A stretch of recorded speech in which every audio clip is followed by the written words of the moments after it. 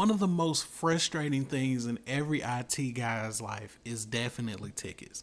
No matter what ticketing system I've interfaced with, they all have taken a long time, and this leads to tickets not being put in and managers thinking that you aren't doing anything. When in reality, you just didn't feel like putting in a ticket saying that you turned the monitor back on for the 100th time in a row. To combat this, I did some research on the NinjaOne ticketing system that we used at the time and discovered that they actually have an API that automates a lot of things if you take advantage of it. This API is actually really feature rich, but the one feature that I cared about was actually ticket creation. So I wrote a Python program to use it. And here's an actual demo of the program so you can go ahead and see what we got going on. So, as you can see, not really a complicated program, but it makes things way easier because all you had to do is type in what you're actually doing on the ticket over and over again, rapid fire. And then also, if you need to authenticate with the API again and get a refresh token, then you could automatically do that in the background. Quit out of it, in and out. Great, great, great. I'm just really happy to actually get this thing working after all the time that I put in with it. So here's how the program actually works. And I'll go file by file so I could actually tell you a brief synopsis of what each file is doing. So you have the app.py. And the way that I structured it is you have different functions and everything. And for example, the first time login and the NinjaOne caller.py that you're going to be calling from the app.py. App.py is pretty much going to be your main guy as far as like running these functions and everything like that. And that's the one that I truly wanted you to actually be interfacing with. Now, that being said, for the first time login.py, you could just run it separately without calling it from the app.py, because effectively after you do it the first time and you authenticate and everything like that, you really won't have to use it, and you'll mostly be interfacing with NinjaOne caller.py. Also, just to go down, we have the token.json, and the token.json is exactly what you would think it would be. That's actually going to be storing your API, well, your regular token as well as your refresh token, and also it's going to give you the date of the last request that you got and also the expiration. And the etc file right there is going to be the different configurations that you're going to have that are going to be custom to you. For example, your client credentials, your client ID, and your email.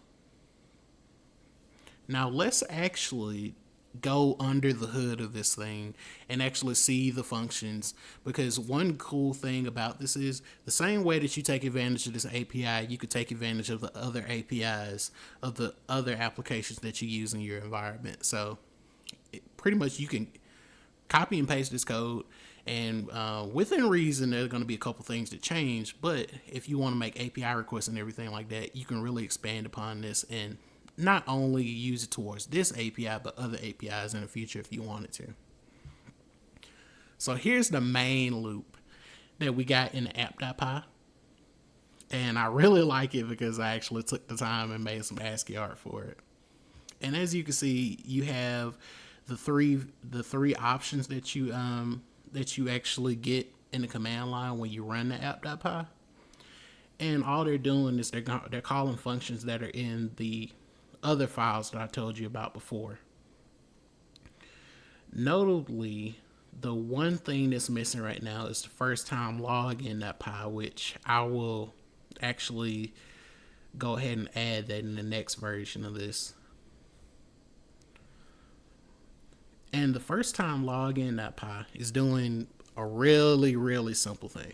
So pretty much you're making a little web server with Flask, and you're going to have two endpoints. The first one is going to be the login endpoint, and that's going to be rerouting you over to NinjaOne. In NinjaOne, once you type in your username and your password, it's going to ask you, hey, do you trust this token and everything like that? Do you trust this application that's going to be using this? Obviously, you're going to hit yes if you do and no if you don't. And then it's going to redirect you to a local site that's only going to be accessible to you unless you change it or anything like that. And on that site, it's actually going to have the credentials and everything in plain text, because what I did was I actually made a HTML file that houses everything inside that Flask app. And again, if you wanted to, you could take that out, and you could if you wanted to make it more secure and everything, you could take that out, because it's going to write everything to the token.json anyway. All right, the main meat and potatoes, the NinjaOne caller.py. So this one, what I was trying to do in the beginning was I was trying to make everything modular, so you just called everything once. And again, probably on the version 2 of this, I'll probably put everything all in one file, probably in here. But that's probably going to be on the next version. I kind of got this one working, and then I had wanted to share it with you guys, and I had got like super excited. But the main functions that we got here are the get token and the refresh token. Those are going to be the main ones that you're going to be using over and over again.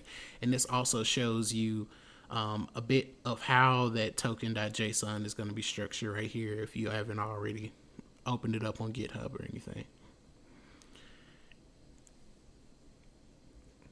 And then we have continued.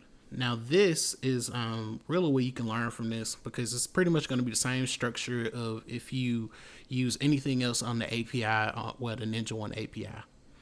So it's going to be pretty much the same structure of you getting your token, getting your endpoint, your headers, and the payload, and you're going to be writing a request, and then also you can print out the status, which in this case probably isn't that necessary. Maybe you reroute these print statements to a log file or something like that, because like right now it doesn't really make sense. But again, I just got super excited and wanted to get it out for you guys.